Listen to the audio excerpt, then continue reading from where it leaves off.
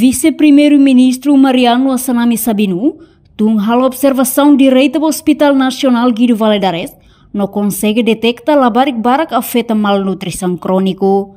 E domingo lorong Ronolo Racing Hito fulang Abril tinering rua Ronolo Racing 5, Mariano Assanami Sabinu afirma, honinha visita me Hospital Nacional ne, hakar kare basic paciente sira, condição HNGV, inclui hare sistema atendimento ba paciente sira.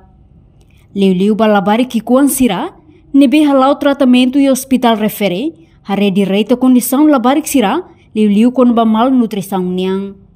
No durante visita e HNGV, nia consegue identificar labarik-barak mak sofre malnutrição crônico. Tuirnia, efeito malnutrição no stunting, balabarik sirane, mai husi inang, tamba durante inang isin rua la konsumo hahan nebe diak, hodi afeta basirane bebe.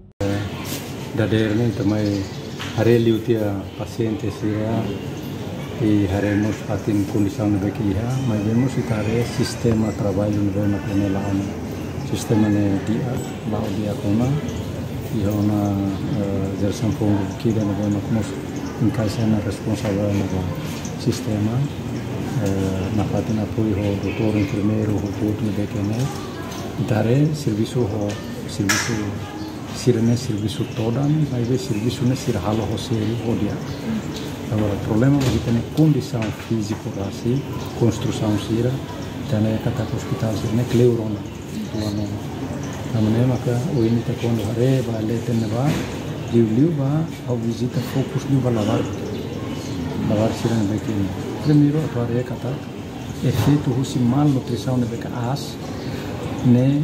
Evidência nem erro, cada quando tem mais evidência, rusi efeito malnutrição as.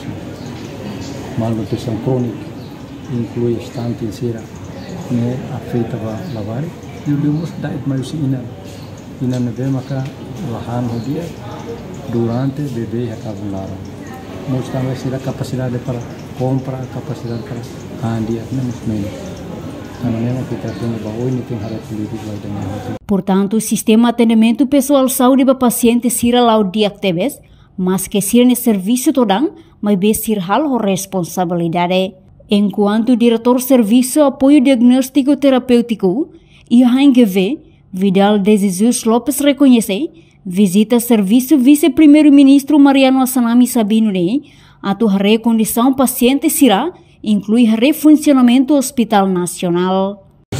Vice-primeiro-ministro minha visita mai atu hare condição paciente balmian vamos a melhorar funcionamento do hospital em geral. Reportagem Beatriz Belo, Televisão Timor Post. Janela informação ba emogoto. Atua tem informação atual dia clio.